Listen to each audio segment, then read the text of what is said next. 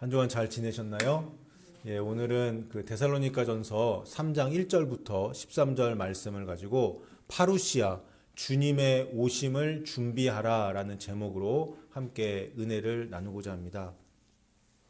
원래는 오늘 지난주였죠. 지난주 설교 때 설교에 이어서 그 데살로니가 교회의 7가지 기다림에 대해서 말씀을 드리려고 했는데, 오늘이 어린이 주일이기도 하고 또 계속 데살로니가 전서 진도가 안 나가서 오늘 그냥 3장으로 넘어가도록 하겠습니다.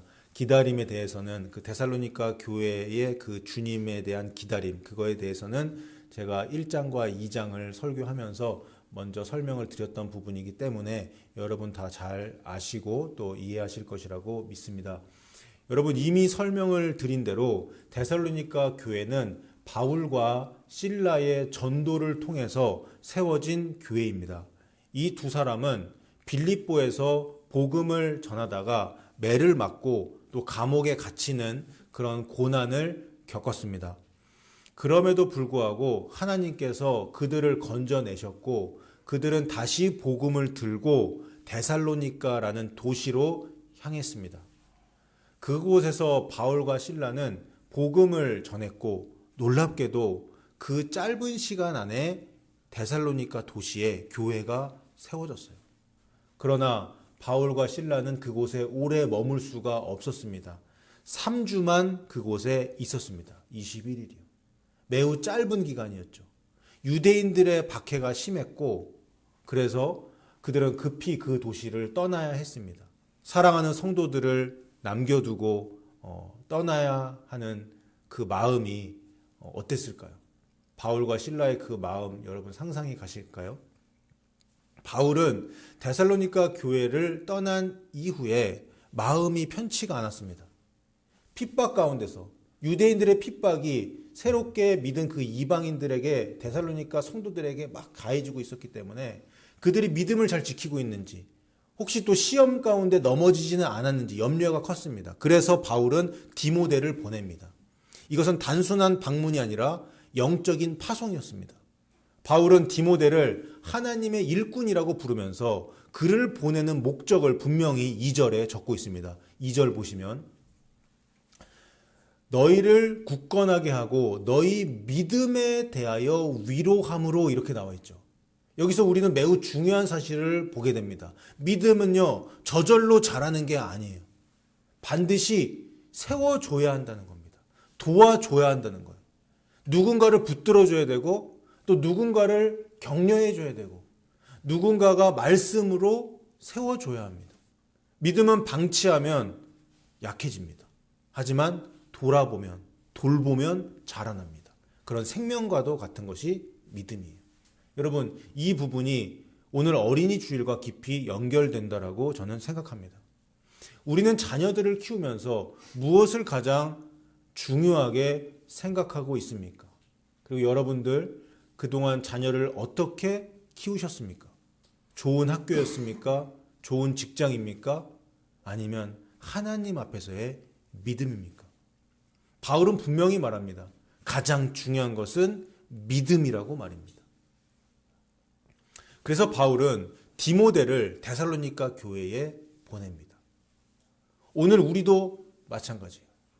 부모와 교회는 다음 세대를 세우기 위해 디모데와 같은 역할을 감당해야 합니다. 디모데가 데살로니가 교회에 가서 그렇게 초신자들을 세운 것처럼 아이들의 믿음을 세워주지 않으면 세상은 그들의 믿음을 흔들어 버립니다.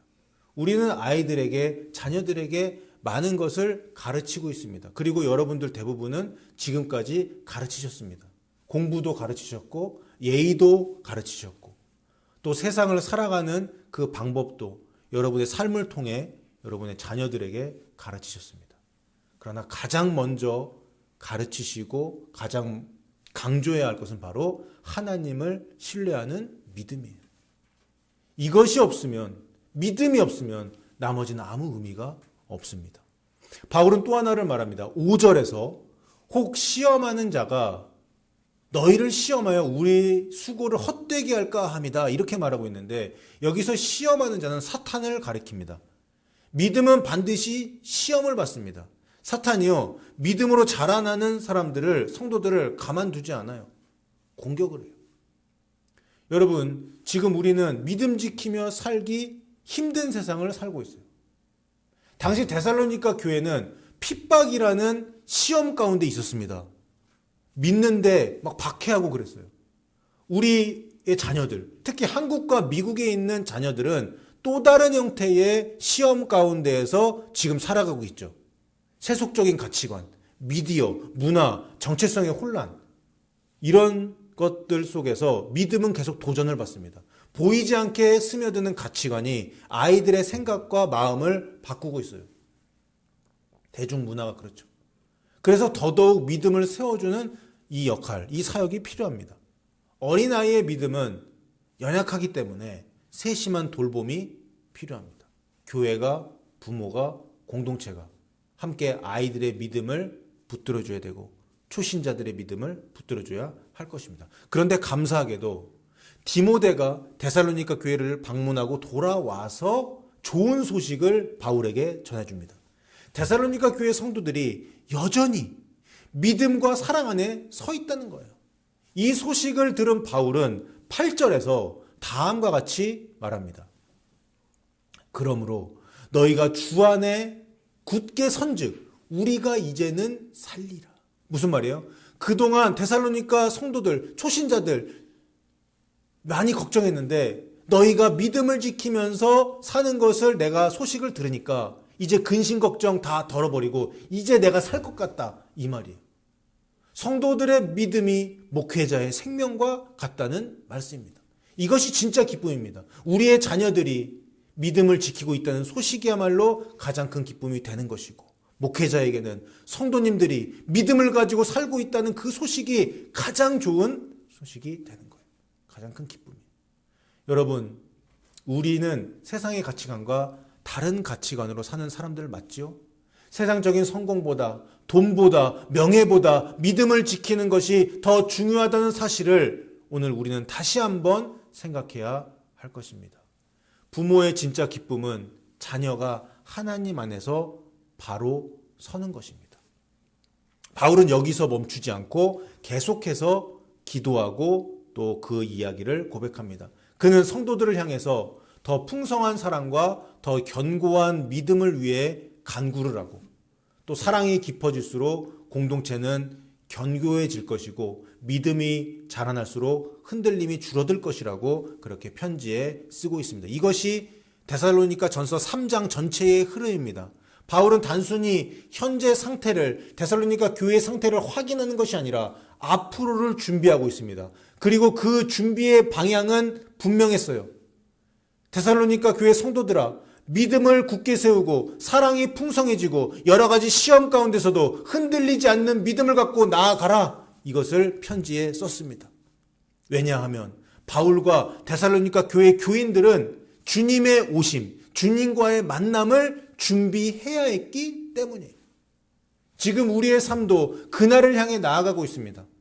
이제 바울은 이 모든 흐름을 마지막 한 지점으로 모아가는데 그것이 바로 오늘 본문 마지막 13절입니다. 우리 13절을 한 목소리로 다시 한번 읽어보겠습니다. 시작. 너희 마음을 굳건하게 하시고 우리 주 예수께서 그의 모든 성도와 함께 강림하실 때에 하나님 우리 아버지 앞에서 거룩함에 흠이 없게 하시기를 원하노라. 아멘. 여기서 데살로니가 전서 전체를 관통하는 가장 중요한 단어 하나를 꼽으라면 바로 이것을 꼽을 수 있는데요. 그 단어를 만나게 되는데 바로 헬라어 파루시아입니다. 파루시아. 이 명사형 단어의 뜻은 강림, 오심, 영어로는 coming이라고 번역되지만 그 의미는요, 훨씬 더 깊고 풍성합니다. 곁에라는 의미의 파라라는 이 단어와 존재라는 의미의 우시아, 이것이 결합된 단어가 바로 파루시아예요. 그래서 문자적으로 보면 곁에 와서 함께 존재한다라는 뜻입니다. 곧 임재, 실제로 와서 함께 거하는 상태를 의미하는 단어예요. 명사 형태. 이것은 단순히 멀리서 잠깐 방문하는 것이 아니라 왕이 도착해서 그 백성과 함께 거하는 사건을 가리킵니다. 당시 헬라 로마 세계에서는 이 단어 파루시아가 황제의 공식 방문을 가리키는 단어로 사용되었습니다. 도시 전체가 황제의 방문을 준비하고 백성들이 성문 밖으로 나가서 왕을 맞이하고 황제를 맞이하는 겁니다. 왕이 그 도시에 들어와서 통치와 임재를 드러내는 사건이 바로 파루시아라는 단어에 나와 있는 거예요. 그래서 성경에서 말하는 주님의 파루시아는 단순한 사건 하나가 아니라 주님이 이 땅에 오시는 것 전체를 포함하는 큰 사건입니다. 세대주의적 전천년설 입장에서 보면 두 번의 파루시아가 있을 수 있는데 제가 계속 강조했던 것이죠. 첫 번째는 휴거, 예수님의 공중 강림 사건이고요. 두 번째는 7년 환난 다 끝나고 감람산에 올리브산에 예수님이 지상 재림하는 사건을 가리킵니다. 성결교단 헌법에서도 이것을 나누어서 적고 있습니다. 그리고 예수님의 지상 재림 때는 이미 구원받고 휴거된 성도들과 함께 오신다는 말씀이 성경 여러 군데에 나와 있어요. 그런데 오늘 본문 13절에서도 그의 모든 거룩한 자들, 즉 성도와 함께 강림하신다라는 표현이 있습니다. PPT 넘겨주세요. 그래서 우리는 13절의 이 파루시아를 예수님의 지상 재림으로 볼 수 있을 겁니다. 여러분, 우리는 그 날을 향해 가고 있습니다. 예수님이 우리의 신랑으로 오시는 휴거의 날, 그리고 예수님이 전 세계의 심판주로 오시는 지상 재림의 날, 이 날들을 향해 우리는 나아가고 있는 거예요. 그리고 그 당시 바울과 데살로니가 교회들은 박해와 핍박 가운데서도 주님이 곧 오신다, 휴거가 곧 일어난다, 지상재림이 곧 일어난다라는 이런 종말론적인 신앙을 가지고 살았습니다. 2000년 전에요. 그래서 바울과 성도들은 그날을 준비하는 것이 가장 중요한 신앙의 태도라고 생각을 했어요. 그때로부터 2000년이 지난 지금 주님의 오심이 임박한 바로 이때야말로 우리 믿는 자들에게 있어서 그날을 준비하는 것보다 더 중요한 것은 없다라고 저는 생각합니다. 그것은 시간 계산하는 것이 아니에요. 징조 분석하는 것도 아닙니다. 바로 마음의 상태, 거룩함, 흠이 없음입니다. 그래서 여기 말씀에서 너희 마음을 굳게 하사 거룩함에 흠이 없게 하신다라는 그 말씀이 나와 있는 거예요. 파루시아는 단순히 맞이하는 사건이 아니라 거룩하게 준비된 자만이 누릴 수 있는 기쁨으로 그 사건을 맞이할 수 있는 겁니다. 준비되지 않은 사람에게는 두려움의 날이지만 준비된 사람에게는, 거룩하게 준비된 사람에게는 영광의 날이 될 것입니다. 여러분, 데살로니가 전서 서신은 전체적으로 주님의 다시 오심, 곧 파루시아를 중심으로 흐르고 있습니다. 우리 개역개정 성경에서는 주님의 오심 파루시아가 강림이라고 표현되어 있습니다. 먼저 1장 10절을 보겠습니다. 또 죽은 자들 가운데에서 다시 살리신 그의 아들이 하늘로부터 강림하실 것을 너희가 어떻게 기다리는지를 말하니 이는 장래의 노하심에서 우리를 건지시는 예수시니라. 여러분 설교 시간에 여러 번 보신 구절이죠. 여기 강림이 나옵니다. 이 강림, 예수님의 다시 오심이 환난 전 휴거의 근거가 된다고 제가 말씀을 드렸습니다. 그런데 1장에서만 이 강림이 파루시아라고 안 나와요. 영어를 보시면 And to wait for his son from heaven 이라고 나와 있는데 여기서 coming from heaven 이런 식으로 동사 형태, 이런 파루시아라는 이 단어가 안 나오고 생략되어 있습니다. 그냥 from heaven이라고 나와 있습니다.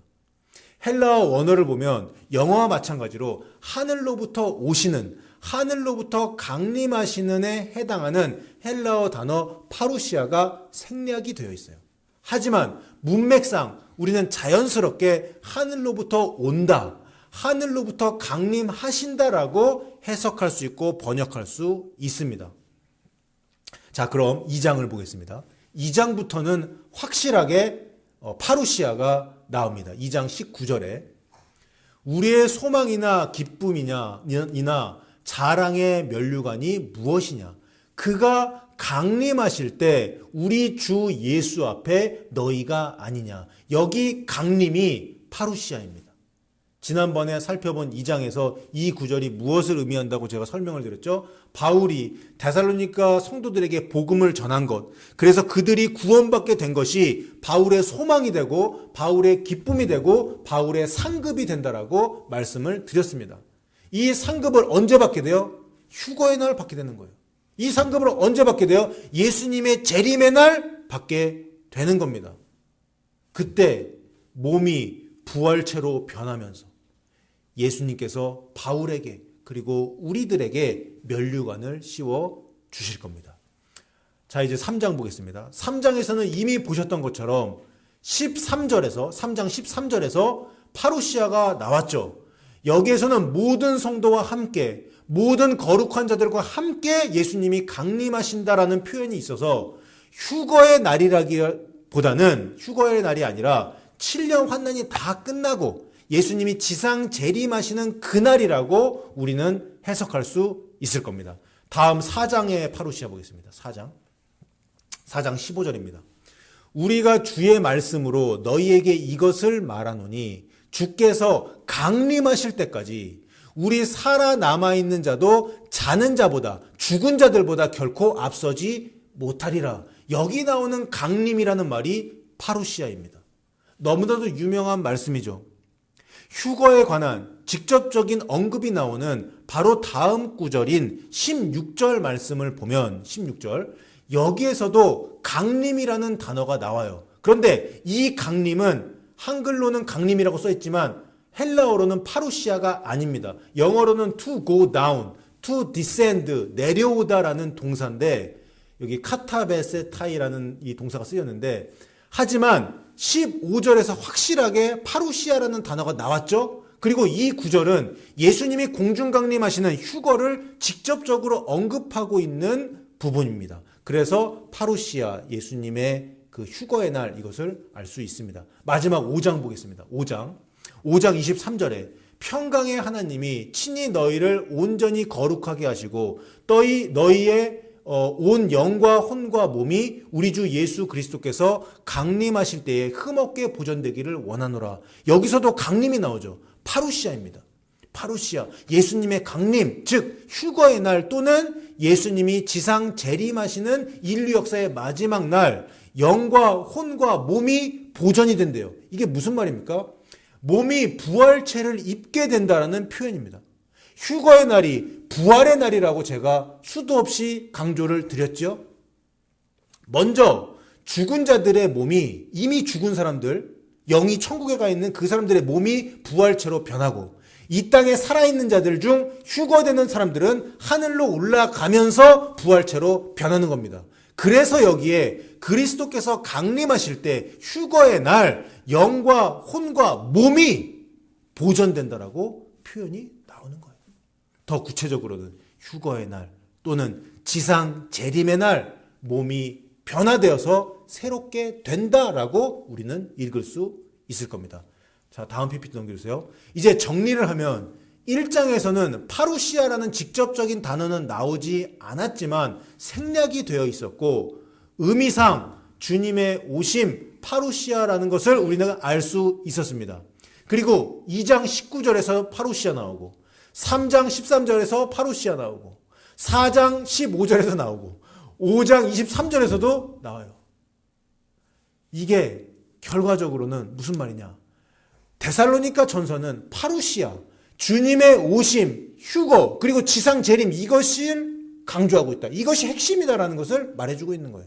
박해를 견디면서 주님을 기다리고 있었던 데살로니가 성도들에게 주님의 파루시아는 가장 중요한 소망이자 위로였습니다. 그들은 준비하며 기다리고 있었어요. 무엇을 준비하며 기다려요? 주님의 다시 오심을 기다리고 있었어요. 파루시아를 준비하면서 기다리고 있었습니다. 여기서 질문이 생겨요.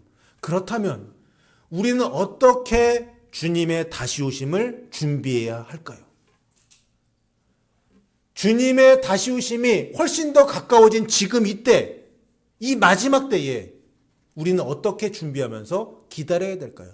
여기서 우리는 예수님의 말씀으로 돌아가기 원합니다. 마태복음 18장 3절 말씀. 우리 다 함께 읽어보겠습니다. 시작. 이르시되 진실로 너희에게 이르노니 너희가 돌이켜 어린아이들과 같이 되지 아니하면 결단코 천국에 들어가지 못하리라. 아멘. 여기서 돌이켜, 이게 뭐예요? 회개하여, 이 말입니다. 다시 읽으면 이거예요. 너희가 회개하고 어린아이들과 같이 되지 아니하면 휴거되지 못하리라. 돌이켜서 어린아이들과 같이 되지 않으면 나를 만나지 못하리라. 예수님의 말씀입니다. 여러분, 어린아이와 같다는 것이 무슨 뜻일까요? 그것은 순수함입니다. 순수함. 그것은 의존입니다. 어린아이들이 부모를 의지하는 것처럼 의존하는 것. 아버지와 어머니를 전적으로 신뢰하는 그 마음이에요. 어린아이들 보세요. 계산하지 않습니다. 어린아이는 자신의 의를 주장하지 않아요. 어린아이는 엄마를 그리고 아빠를 믿고 따라갑니다. 그리고 그 믿음이 하나님이 기뻐하시는 믿음이에요. 그래서 우리는 이렇게 말할 수 있습니다. 파루시아를 준비하는 사람은 어린아이와 같은 믿음을 가진 사람이다. 지식이 많은 사람이 아니라 하나님을 신뢰하는 사람입니다. 조건을 따지는 사람이 아니라 순종하는 사람입니다. 자기 힘을 의지하는 사람이 아니라 하나님의 힘을 의지하는 사람이에요. 여러분, 그리고 어린아이는 기다릴 줄을 알아요. 생일을 기다리고 선물을 기다리고 축구장 가는 날을 기다리고 학교 끝나고 부모를 기다립니다. 그 기다림에는 어린아이들의 기다림에는 설렘이 있습니다. 기대가 있습니다. 기쁨이 있습니다. 여러분, 우리는 주님의 오심을 그렇게 기다리고 있습니까? 오늘은 어린이 주일이에요. 우리 교회에 어린이들이 우리 아이들밖에 없는데 하나님께서 많은 어린이들, 특히 여자 어린아이들을 보내주시기를 기도해 주시기 바랍니다. 우리는요, 보통 이날 어린이 주일을 어린이들을 축복해주는, 아이들을 축복해주는 날로 생각합니다. 물론 그것도 중요하지만 더 중요한 게 있어요. 더 중요한 것은 우리가 이 아이들에게 무엇을 가르치고 있는가, 이것을 배우는 것이에요. 우리는 아이들을 세상에서 성공하도록 키우고 있습니까? 아니면 하나님 앞에 설 수 있도록 키우고 있습니까? 그렇게 키우셨습니까? 파루시아를 준비하는 교회는 다음 세대를 어린아이 같은 믿음으로 세우는 교회라고 저는 생각합니다. 아이들이 어린아이로 남으라는 것이 아니에요. 어린아이와 같은 믿음을 가진 사람으로 자라날 수 있도록 도와주는 거예요. 그리고 더 나아가서 우리는 깨달아야 합니다. 이 마태복음 18장 3절 말씀은 아이들에게만 주신 말씀이 아니라, 오히려 어른들에게 하신 말씀이에요. 어른들인 우리들에게 주신 말씀입니다. 우리가 어린아이와 같이 되지 않으면 안 됩니다. 우리의 교만, 우리의 계산, 우리의 자기 의를 내려놓고 하나님 앞에서 어린아이처럼 서야 합니다. 그래야 그날에 주님을 기쁨으로 만날 수 있습니다. 그래야 파루시아의 날에 부끄럽지 않게 설 수 있을 겁니다. 사랑하는 미주세안교회 성도 여러분, 하나님 앞에서 어린아이와 같이 겸손하고 순수한 믿음으로 굳게 서서 주님의 파루시아, 그 영광스러운 날에 기쁨으로 주님을 맞이하시는 저 여러분 다 되시기를 주님의 이름으로 축원합니다. 이 시간 찬송가 560장인가요? 560장 찬양하겠습니다.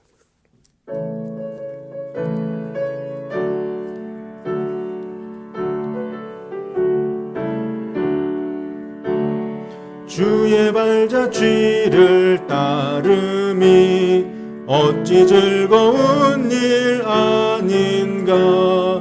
맘의 맑은 하늘 열리 밝은 빛이 비친다.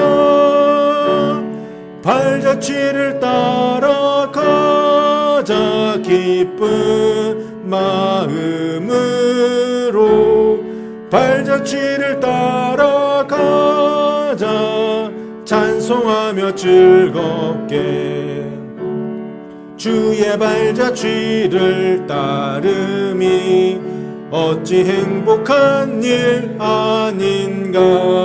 마음의 악한 생각 사라져 밝은 마음 싹 든다. 발자취를 따라가자.